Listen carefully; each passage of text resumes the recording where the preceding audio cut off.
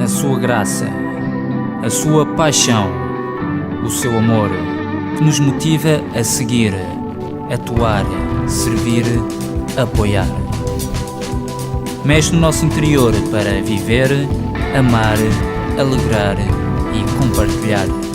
Esse sangue derramado na cruz do Calvário que nos limpa, nos salva, nos lava. Jesus é o nosso Rei.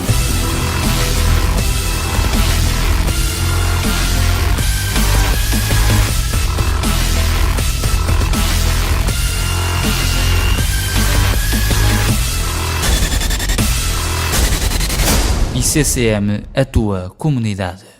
Jesus Cristo na cruz do Calvário é como que vivamos simplesmente uma vitória banhada em mares de rosas, rociados pela sangue carmesim que nos fez os nossos pecados, purificados, brancos como a neve. E na realidade mas há sempre um percurso a passar. Há sempre um vale pelo qual temos que passar. Já há pouco tempo compartilhei numa reunião de líderes aqui no Lourela acerca desses vales e quero voltar aos vales. Porque do vale vai-se à montanha e da montanha vai-se ao vale. Embora hoje em dia creiamos que o melhor lugar para estar é no vale, é nos picos. Porque nomeadamente é no pináculo.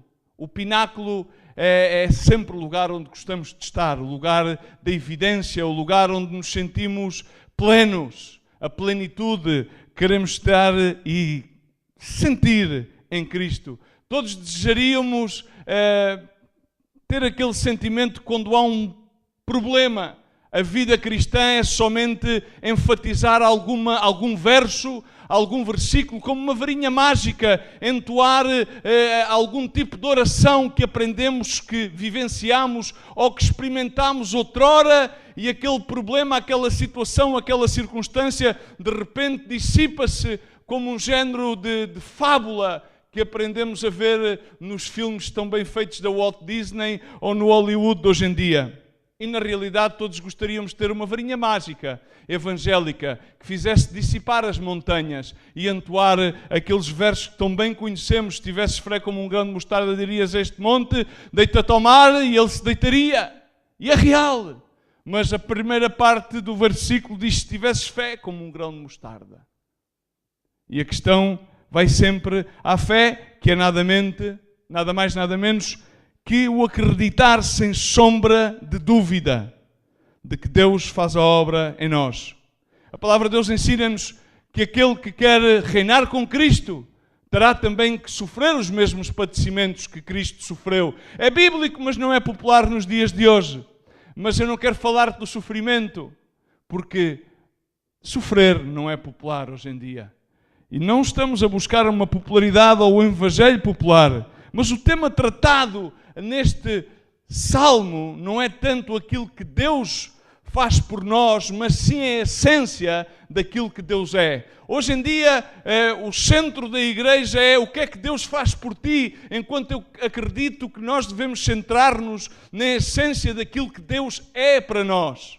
Porque quando nós temos a certeza daquilo que Deus é, então tudo demais já não tem importância, porque a consequência do que Ele faz por nós está na essência daquilo que Ele é.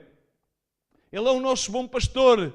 Porque Ele é o nosso bom pastor, porque Ele também foi a ovelha, e a ovelha que é também personificada como o pastor, Ele é personificado como o leão, a ovelha que se veio entregar por nós. Foi ao sacrifício, celebrou-se o domingo de Páscoa, e Ele é o perfeito sacrifício. Ele foi aquele com um só sacrifício, pagou o preço do pecado por todos, por todos. Mas aquilo que nós não podemos ignorar é que muitas vezes, vamos ter que passar pelo vale da sombra e da morte. Davi dizia: ainda que ande por vales de sombra e morte, não temerei mal algum. O medo é o maior inimigo do cristão. Porque o medo abre-nos as portas do nosso coração a que venha um inimigo a sarandear, tal qual como o diabo e veio a sarandear a Pedro. E Jesus avisou-lhe: Pedro, vou orar especialmente por ti, porque é aqui que o diabo vem a sarandear-vos. Sobrevirá sobre vós medo, era basicamente a mensagem subliminar, porque Jesus Cristo estava prestes a ir à cruz do Calvário e de repente apoderaria-se do coração dos discípulos algum tipo de dúvida, mas será que tudo aquilo que aprendemos, será que aquela vitória, será que aqueles milagres, será que aquilo terminou aqui? Será que realmente Ele era o Messias? Será que realmente Ele era o Redentor do povo de Israel? E apoderou-se dos corações dos discípulos todas aquelas dúvidas. Mas vales, na realidade os vales. Por acaso temos um irmão que chama-se Vales e neste momento está em Moçambique. Mas vamos aos vales. Porque os vales, muitas das vezes conotamos-os somente como provas, mas não, nos vales também, biblicamente, começando a Gênesis, e eu não quero contar muitas escrituras para ver se conseguimos fazer isto de uma forma rápida e contextualizar bem a mensagem. Os vales também foram lugares, e lugares desde sempre, onde se levava sempre o gado a pastar. Eram lugares, nomeadamente, onde se poderiam levar... Os vales eram lugares utilizados para acampar. Inclusive, houve povos que habitaram nos vales. Inclusive, e é isso que eu quero falar hoje, também nos vales se encontraram poços de água viva. Inclusive, e comumente, em quase todos os vales, nos tempos antigos, e se refutarmos a todas as histórias bíblicas, eram nos vales que se travavam, diz comigo, as batalhas. E é no teu vale que tu vais sempre travar a maior batalha. Porque a palavra de Deus ensina-nos em Efésios 6,12 que não é contra carne nem sangue que temos que lutar, mas sim contra principados e potestades, contra os príncipes destes mundos das trevas, contra as hostes espirituais de iniquidade nas regiões celestes. A batalha está na nossa mente, o vale está na nossa mente e no nosso coração. O vale da sombra e da morte. Mas nós, como filhos de Deus, temos que entender que temos a vitória e entoamos essa vitória e dizemos que somos mais que vitoriosos em Cristo Jesus. E a palavra de Deus, eu quero recordar-vos aquilo que se diz em Colossenses 2, 13, 14 e 15. A vós, quando vós estáveis mortos outrora em vossos delitos, nem circuncisão da vossa carne, Ele vos vivificou, deu-vos vida juntamente com Ele, diz comigo, perdoando-nos, todos, diz comigo outra vez, todos os delitos, tendo riscado o escrito da dívida que havia contra nós nas suas ordenanças, na lei, o qual nos era contrário. Removeu-o de nós, cravando-o, aonde? Na cruz. E tendo despojado, exposto todos os principados e potestades, os exibiu publicamente e deles... sobre eles, triunfou na cruz do Calvário. Amém? O mérito é de Jesus Cristo. A salvação é uma pura graça de Deus. Mas não nos podemos livrar da peregrinação. Jesus Cristo disse aos seus discípulos, tende bom ânimo, no mundo tereis aflições. Mas eis aqui que eu venci ao mundo. Eis aqui que eu vou ao Pai. Mas não vos deixo órfãos, convosco fica o Espírito da verdade que vos guiará toda a verdade, o Espírito da consolação que estará convosco até ao final dos tempos. Ele deixou-nos o amparo, Ele deixou-nos a guia, Ele deixou-nos o revelador de Pai e Filho, que é o Espírito Santo de Deus. Jesus Cristo veio a revelar o Pai e a deixar-nos a entidade do Espírito Santo. Mas, no entanto, nada nos livra de passar a peregrinação. Mas quando estamos no vale, quando estamos na vale, que também pode ser sinónimo de prisão, vale pode ser sinónimo de prisão, o que é que acontece nesse vale? É que ninguém gosta de passar pelos vales. E quando nós estamos nos vales, o que é que nos bombardeia primeiramente? As perguntas, é ou não é? Ajudem-me. Porquê? Porquê? Porquê que a mim? Porquê esta circunstância? Porquê? E eu ponho-me a pensar, e na realidade refuto-me à Bíblia, e há somente duas respostas ao porquê. uma e a maior parte das vezes, é que estamos nesse vale, a mesma resposta que veio ao povo de Israel quando se afastavam em prol do seu coração e Jeremias continuamente, ardentemente, voz de Deus lhes trazia a palavra e dizia em Jeremias 4, verso 18, o teu caminho e as tuas obras trouxeram-te estas coisas. Muitas vezes vamos aos vales da nossa mente e do nosso coração, porque é o nosso caminho que nos leva lá. Não é que subitamente veio uma tempestade e um vento contrário que nos levou ao vale. Muitas das vezes encontramos em vales frutos do nosso caminho e das nossas obras. É a consequência da decisão e das várias decisões que tomamos. Outras vezes é o contrário. Mas aí é que não devemos surpreendermos, que a palavra de Deus diz, não vos surpreendais quando vos encontrais em fogo de prova. Porque o verdadeiro cristão que ama a Deus, porque é que se surpreende? Porque é que diz porquê? A palavra de Deus, Paulo, quando falava aos Coríntios, na primeira carta aos Coríntios, e falava-lhes acerca da fidelidade, ele falava sobre coisas incríveis. Padecemos fome, padecemos sede, estamos nus, recebemos bofetadas, não temos pousada certa, fatigamos-nos, trabalhamos com as nossas mãos, somos injuriados e bendizemos, somos perseguidos e suportamos, somos difamados e exortamos. Até o presente somos considerados como o refúgio do mundo e como a escória de tudo. Não escrevo estas coisas para vos envergonhar, mas sim, para vos envergonhar, mas para vos amoestar como filhos amados. Porquê surpreender-nos? Se como filhos de Deus temos que peregrinar os mesmos caminhos que Ele e os seus discípulos e apóstolos caminharam. Mais à frente, nesta mesma carta, ele diz, mas andam alguns inchados, como se eu não houvesse de ter convosco. Em breve, porém, irei ter convosco, e se o Senhor quiser, então conhecerei, não as palavras daqueles que andam inchados, mas o poder. Porque o reino de Deus não consiste em palavras, mas em poder. A tradução correta é em demonstração de poder. Amém? Amém, irmãos? Então, quando nos encontramos em provas, quando nos encontramos em situações muitas das vezes difíceis, o porquê é a pergunta que nos assola primeiro.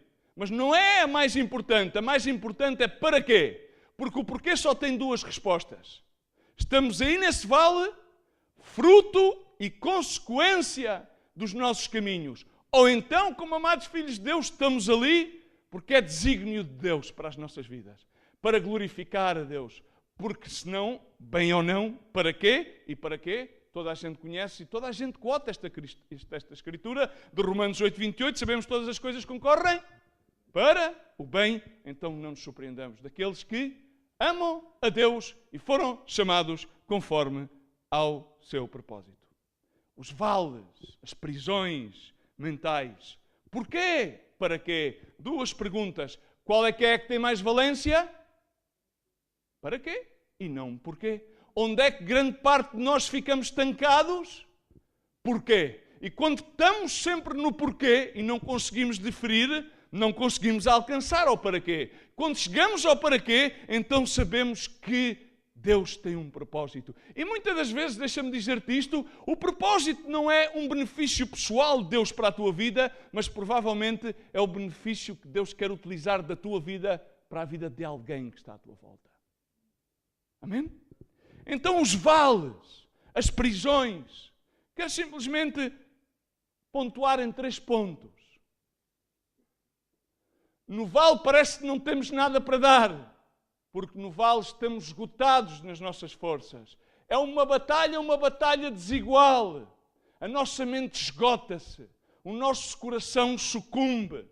Mas no vale, deixa-me dizer-te, que tens que dar aquilo que não tens. E tens de dar aquilo que não tens, porque no vale há uma boa notícia. Quando tu estás no vale, estás-te a sentir miserável. Quando tu estás no vale, não queres saber de ninguém, não queres nada de ninguém, e muito menos que alguém te venha dizer que Deus te ama e que há uma saída do vale. Mas no vale tu tens de continuar a dar de ti aquilo que tu não tens, para dar, porque no vale há um poço de água viva.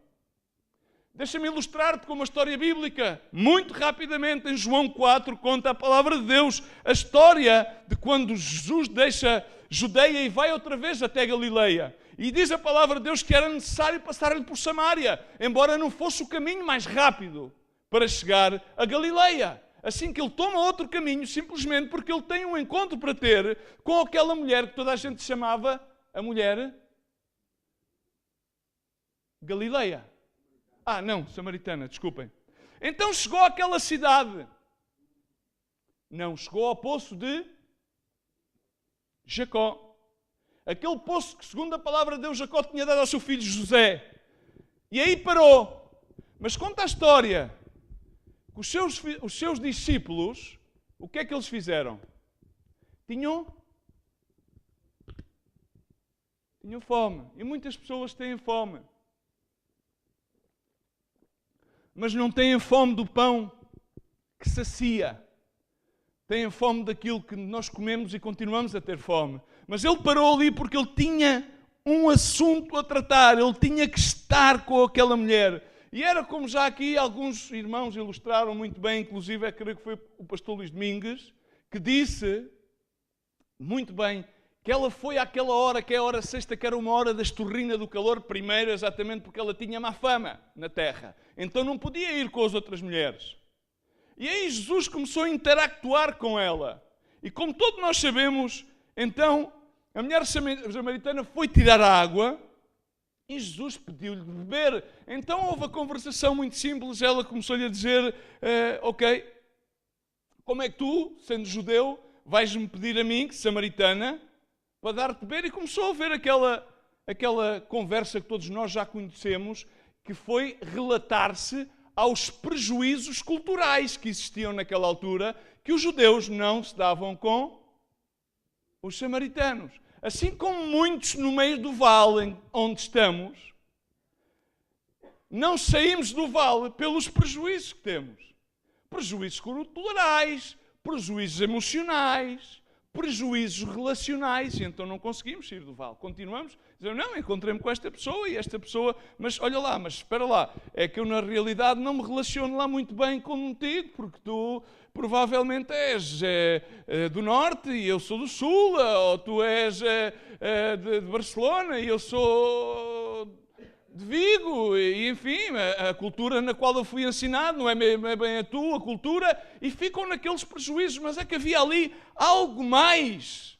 E Jesus responde, se tu conhecesses o dom de Deus e quem é que te diz dá-me de beber, tu terias-lhe pedido e ele teria-te dado água viva. Se nós refutássemos, e eu não quero voltar muito a Gênesis, mas em Gênesis num vale encontraram um poço de água viva, porque nos vales foi onde se cavaram poços.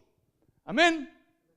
Irmãos, então, na realidade, há uma coisa muito curiosa, é que mais além, pois há uma palavra de ciência, Jesus Cristo começa a falar com ela, começa-lhe a perguntar por seu marido e começa a identificar toda aquela história, a mulher sucumbe, aceita a Jesus e volta à cidade, que é a cidade de Sicar. E o que é que acontece?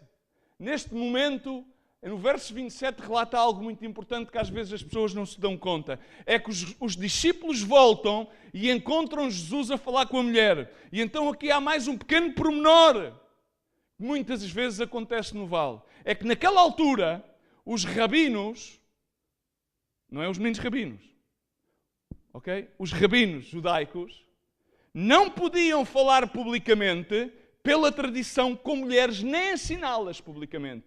E então, quando os discípulos viram Jesus a falar com aquela mulher, apesar que lhes passasse pela cabeça um montão de coisas, como a nós nos passam muitas coisas pela cabeça, embora alguns tenham a ousadia de as dizer, algum montão de barbaridades eles não tiveram, mas passou-lhes pela cabeça. Ok? Passou-lhes pela cabeça dizer essas coisas. Mas não lhe perguntaram nada. Mas o que é que aconteceu? Foi que a mulher voltou a Sicar.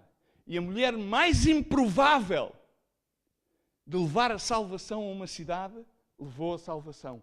E os homens mais prováveis de serem usados por Deus, não conseguiram levar a salvação a uma cidade, porque eles simplesmente foram comer.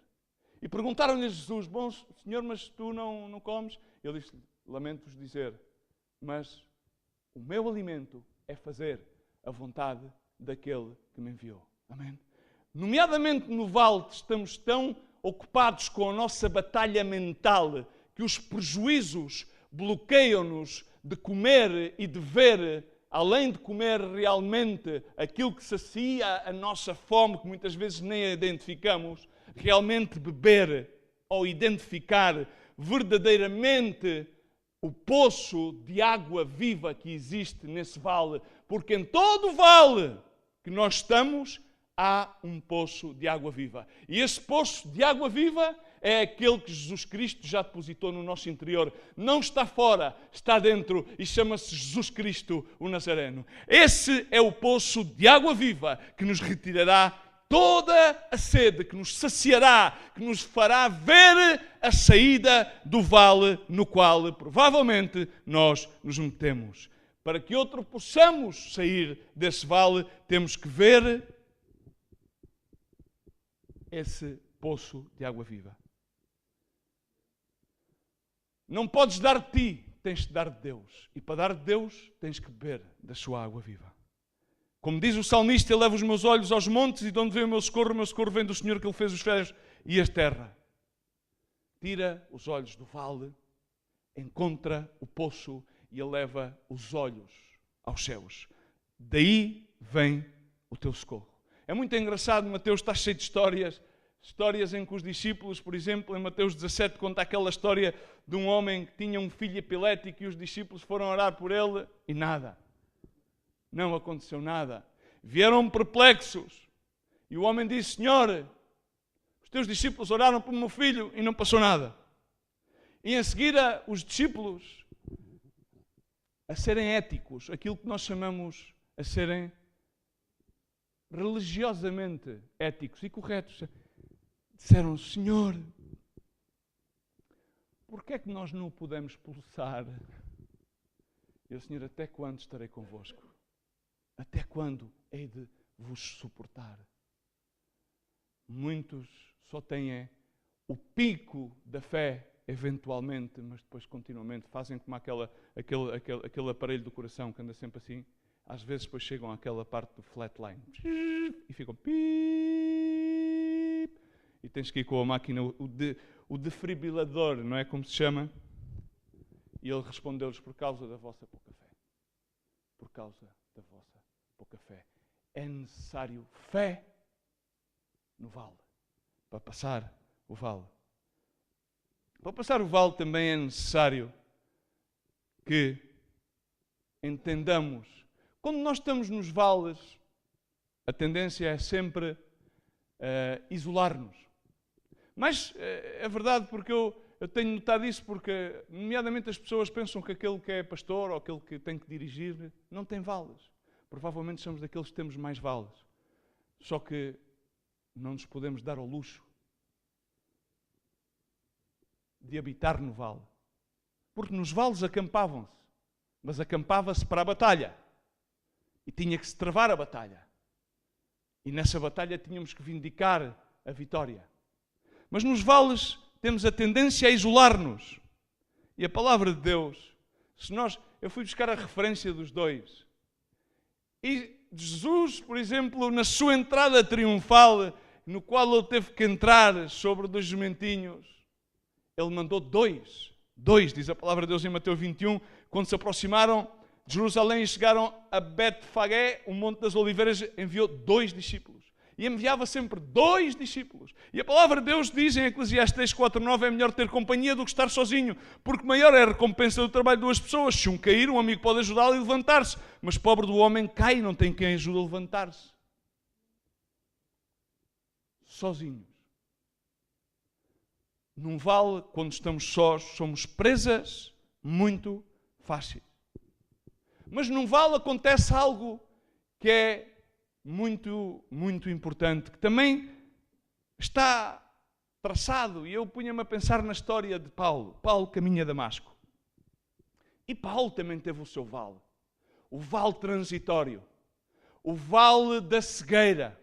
3 dias teve Paulo cego. Diz a palavra de Deus relatada em Atos capítulo 9, que Paulo, com as cartas dos sacerdotes, ia na sua cavalgadura, caminha a Damasco, onde subitamente uma luz resplandecente fez com que ele caísse da sua cavalgadura e ficasse cego, e ele disse: quem és, Senhor?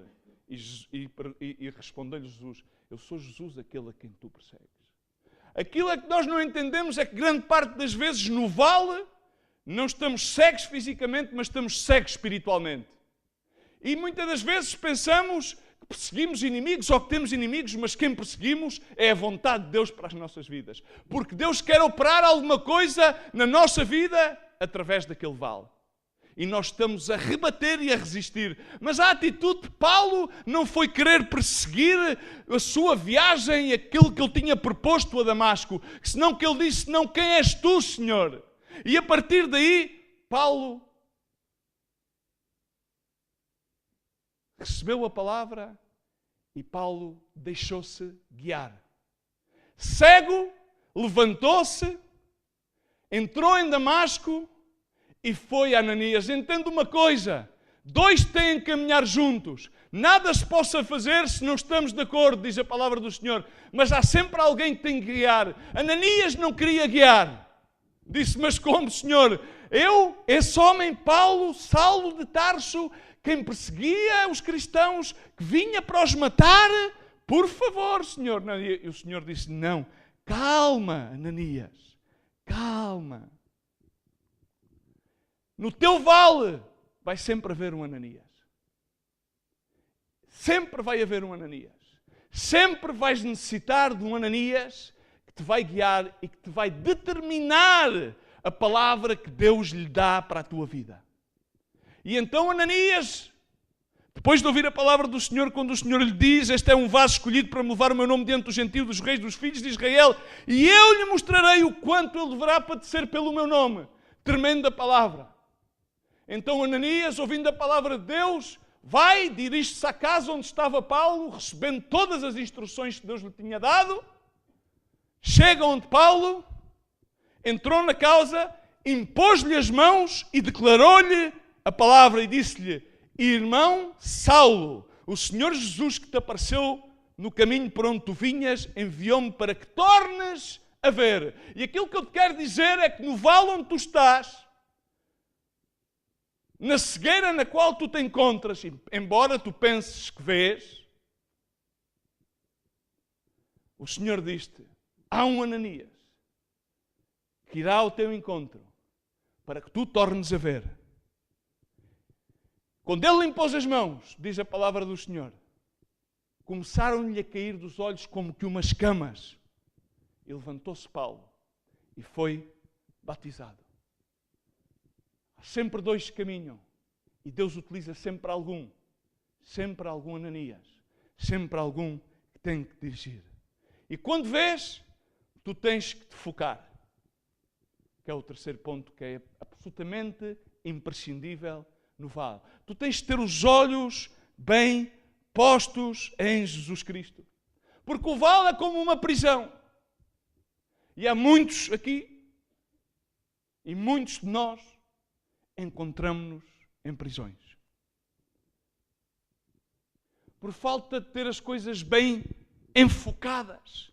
A palavra de Deus convida-nos a que ponhamos os olhos na cruz, a que ponhamos os olhos em Jesus, o autor e consumador da nossa fé, da nossa salvação.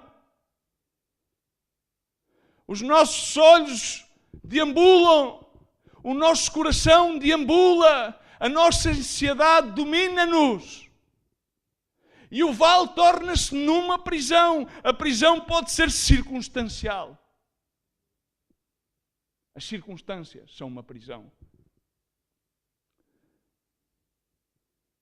A prisão pode ser outra coisa. Pode ser a nossa interpretação ideológica da vida e a nossa percepção espiritual. Por isso digo que há muitos que se encontram presos, apesar que não estejam em valos judeus ou não estejam numa prisão física. E volto ao princípio. Há muitos cristãos que hoje em dia pensam que a vida cristã é uma autoestrada sem portagens. É o caminho da vitória que Jesus inaugurou para nós. Sim, mas é necessário aquilo que Deus disse a Ananias que lhe dissesse a Paulo. É-me um vaso escolhido para anunciar aos gentios e aos reis e para saber o quanto há de padecer por amor a meu nome. Queres reinar com Cristo? Padece com Cristo. Mas não temais, tereis no mundo aflições, mas tende bom ânimo porque eu venci o mundo. Eu estarei convosco até ao fim dos tempos. Mesmo que ande por vale de sombra e morte, não temerei mal algum, porque tu pões uma mesa, um banquete diante dos meus inimigos. Quem é que põe? Ele, não és tu. Então temos sempre que passar por certas e determinadas situações. Sim, temos. E quero levar-te para terminar a uma outra história do livro de Atos, que está no capítulo 16. Não vale a pena abrir a Bíblia. Só quero que depois a leiam. Paulo e Silas, pregando o Evangelho em Filipe, sendo que não podiam ter chegado e foi-lhes impedido chegar à Ásia, foram a Filipe e pregaram. A palavra de Deus relata que uma multidão, a partir do verso 22, uma multidão levantou-se contra ele, ao ponto que rasgaram-lhes as vestes e começaram a açoitá-los e lançaram-nos na prisão na qual muitos, sem que nos açoitem, ninguém necessita nos lançar, porque nós permitimos que as circunstâncias façam a nossa prisão. Nós permitimos que a nossa forma de pensar torne-se a nossa prisão. Nós permitimos que a nossa interpretação espiritual seja tão declinadora nas nossas vidas, seja tão parca, que seja a nossa prisão. Mas Paulo e Silas, a fazer a vontade de Deus, terminaram na prisão. Mas na prisão mais profunda onde os colocaram, diz a palavra de Deus, lançaram-nos aí. Diz, lançaram-nos no interior da prisão. Lançaram-nos na prisão de máxima segurança. Naquele sítio onde põem os reclusos que estão predestinados a nunca mais sair ou provavelmente a aguardarem a pena de morte. Aí foram onde os lançaram. E há muitos que ainda não conhecem o Senhor Jesus, que não sabem, mas estão no corredor da morte. Estão no corredor da condenação. Estão à espera dos dias contados. Pensam que vivem uma vida ou que a sobrevivem, mas estão na prisão interior. Estão bem lá no fundo, do fundo de tudo. E essa prisão é uma prisão mental, é uma prisão espiritual, é uma prisão circunstancial, mas leva-os a uma condenação eterna. Embora Paulo e Silas eram totalmente livres de espírito, livres de mente, estavam naquele momento fisicamente presos. Mas é tremenda. A palavra de Deus relata que perto da meia-noite, Paulo e Silas oravam e cantavam hinos a Deus e os outros presos os escutavam. Há muita gente que interpreta que à meia-noite eles começaram a orar. Não. Eles já oravam. E eles já cantavam. Mas à meia-noite intensificou-se, porque à meia-noite é o ponto como que mais escuro, ilustra o momento mais escuro do vale, o momento mais escuro do cativeiro da tua mente, o momento mais escuro do cativeiro da tua concupiscência, do teu desejo que te mantém aí agrafado, embora tu estejas num centro cristão, embora tu venhas e te congregues numa igreja, embora tu admitas que existe um Deus, podes-te encontrar no momento mais escuro da tua vida, podes-te encontrar no lugar mais recôndito do vale, e esse lugar chama-se a prisão. Embora tu não queiras encarar, e embora tu não estejas assim fisicamente. Mas havia aí alguém, e era Paulo e Silas. E Paulo e Silas figuram a igreja. E eles oravam e cantavam. E num momento mais escuro, eles começaram a orar e a cantar, a intensificar cada vez mais e mais e mais, de tal maneira que por toda a prisão os outros presos os ouviram, e nós deveríamos fazê-lo de tal maneira que todas as pessoas possam ouvir e conhecer o nome de Jesus Cristo. É tremendo a mensagem que existe aqui nesta história. E então diz a palavra de Deus que veio um tremor de terra, mas não era um tremor normal, era um tremor fora do normal, era um tremor subnatural, um tremor realmente muito grande.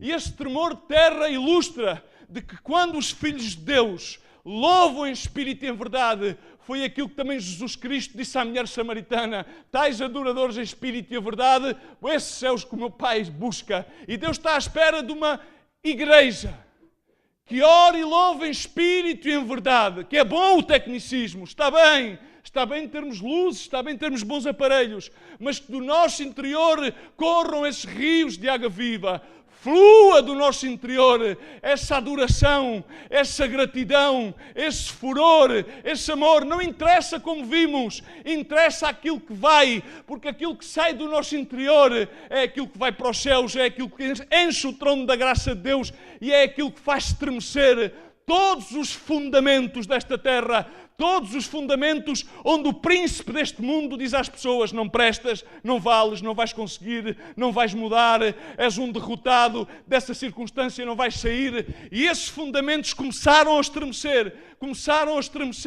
e então as portas da prisão abriram-se, todas as portas da prisão, e os grilhetes começaram-se a quebrar, simplesmente porque houve dois homens cujo seu interior, apesar da sua circunstância, apesar do vale onde eles se encontravam, eles não disseram: não, manda-me um advogado, agora que vai ser, agora que vocês vão ver, prenderam-me injustamente, agora é que eu me vou vingar. Não, eles começaram a orar, eles começaram a louvar, e essa igreja Coroa e Louvor fez com que os fundamentos do inimigo, todas as mentiras do inimigo, todas as mentiras, caíssem, aqueles fundamentos caíram. E todos ficaram livres. E mais incrível é que não fugiram. Ficaram ali, mas relata a palavra de Deus que havia ali aquele carcereiro. E aquele carcereiro, quando viu aquilo, começou a estremecer, teve medo. E então ele chegou a Paulo e Silas e perguntou-lhes: senhores, digam-me aquilo que eu tenho que fazer para ser salvo. Porque ele viu e ficou atónito. Como é que isto é possível? Em cima, esta banda toda, são todos uns criminosos e não fugiram. As portas abertas, não se foram embora. Isto, alguma coisa tem que haver aqui paranormal, sobrenatural. Não sei se foram a ver o programa daquela senhora americana, não sei o que é que se passou aqui, se foi a novela da TVI, não sei o que é que aconteceu, mas alguma coisa passou. E aí, saltou todo trêmulo, diz a palavra de Deus. Ele disse: o que é necessário? O que é necessário fazer? E que bom era que tu dissesses o que é necessário fazer. Porque Paulo e Silas, e o Senhor disse: não é necessário fazeres nada. Eu já fiz tudo por ti. E Paulo e Silas responderam-lhe simplesmente no verso 31. E eles disseram: crê, acredita, crê no Senhor Jesus Cristo, acredita de todo o coração, crê no Senhor Jesus Cristo e tu e a tua casa serão salvos. Quero convidar-te que te levantes aí onde estás e penses que, independentemente do vale onde estás, nesse vale há um rio, há um poço de águas vivas. Independentemente do vale onde tu estás, esse vale não é para que tu habites, é para que tu acampes e para que tu traves a tua batalha. E há um anjo que está à tua volta. Nesse vale onde tu estás, não deves permanecer só.